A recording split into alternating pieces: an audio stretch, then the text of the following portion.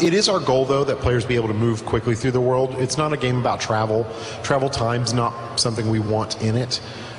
So as we work through, we're focusing on a lot of different systems, putting in waypoints. The checkpoint system for death is actually meant to reduce travel time. Resurrection, when you're with other players, is meant to reduce travel time. The fact that our dungeons actually have exits in them, so you don't get to the bottom of a dungeon and then have to walk all the way back. So all these things are meant to reduce travel time, to make sure that players can get back to towns fairly regularly, unload their inventory, and not constantly be just walking without actually being in action.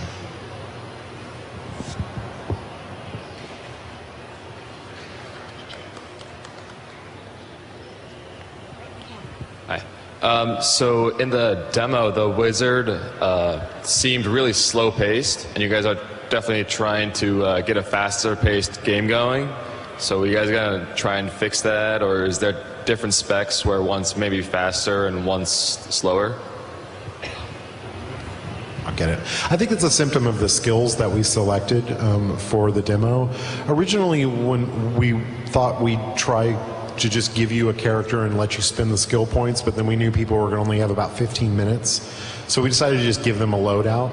And Arcane Orb, which is the kind of primary attack skill you start with, is a very slow moving. That's kind of its downside. But other attack skills like Magic Missile and Electrocute are near instant, so they're a lot faster. So you can adapt your playstyle. If you want something that's faster, you can certainly adapt your playstyle. You can also focus on items that increase cast speed, movement speed, boots, things like that. So you can definitely have a faster pace of play than that skill, depending on your loadout.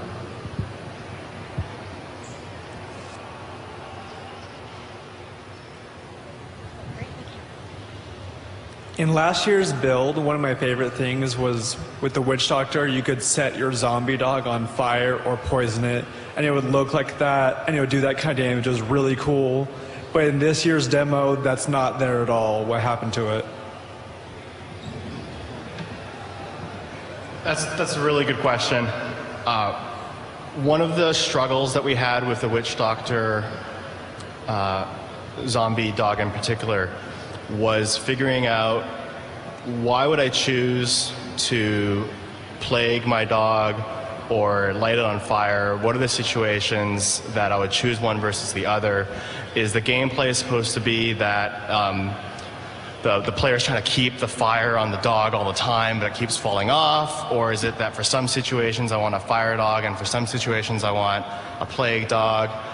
There was also issues where sometimes players would see this loud, fiery dog on their screen and not really know how it got there because they didn't realize their skill did it, so there were some readability issues. So when we toned down the fire effect, though, it made it hard to know whether it was actually on fire or not. So we had a bunch of different difficulties on it, mostly in terms of communicating it to the player and having it be a meaningful gameplay decision as you went along. We still want to keep the idea of customizing your dog in different ways, and one of the ways we'll probably look at doing that is through either additional skills or the rune system, which Jay mentioned earlier today. We weren't able to show at BlizzCon this year, but that's definitely a whole other level of customization on skills which isn't even being shown right now.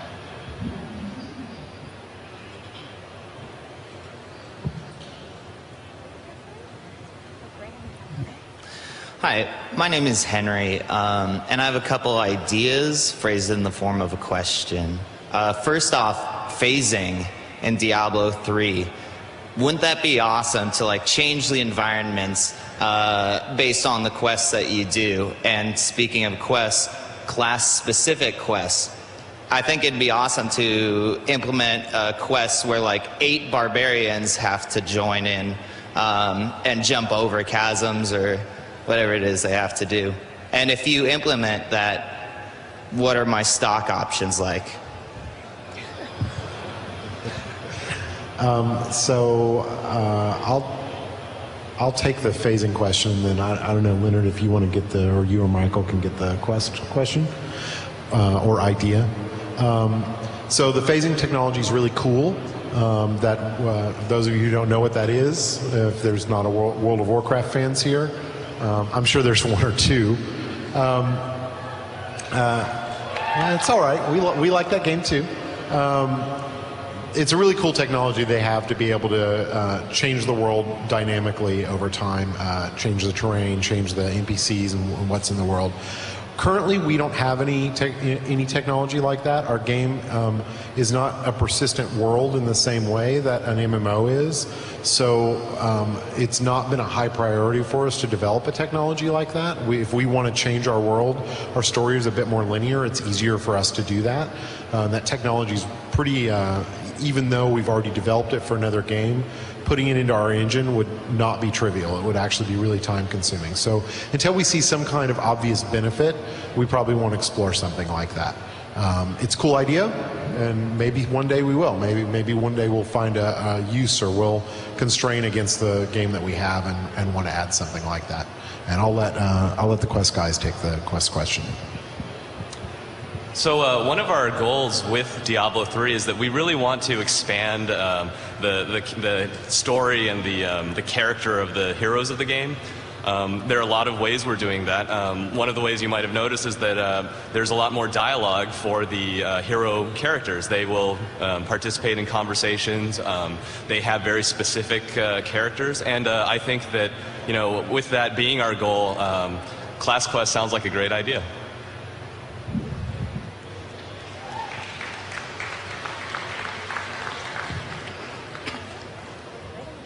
Good afternoon. A very frustrating part of Diablo 2 is to fight hell-level bosses and have some scrub join your game and loot all the gear, and none of you guys who actually fought the boss get any of the gear. How will item looting work in Diablo 3 with regards to unique items and elite unique items? Oh, have I got an answer for you? I love this. Is my favorite question. All items already in Diablo 3 are dropped on a per-player basis. So every monster that dies has a chance to drop loot for every player in the game. I say a chance because some creatures don't drop loot, but a boss, he would drop loot for every player. You would see your loot, and your friend would see their loot, and the scrub would see his loot, but you wouldn't be able to see each other's. So you can pick up any item you see on the ground. It's pretty much for you.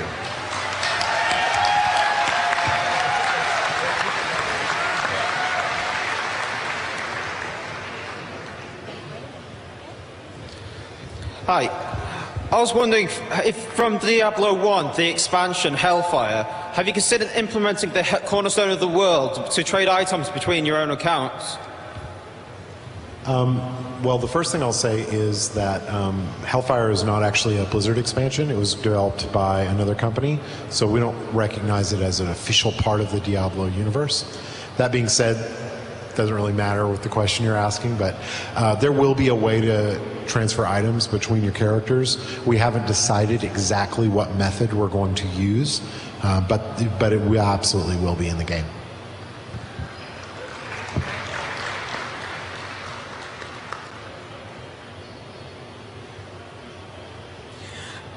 I really like Diablo's story and all the classes, but I'll admit I'm a point-and-click noob. It's something I've never been able to get my head around. So has the gameplay format become more new player-friendly?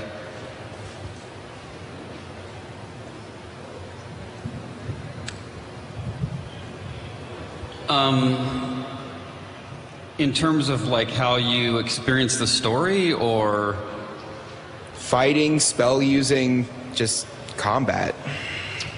I don't know. I mean, I think that's more of a usability question than to use a really official game development kind of highfalutin word.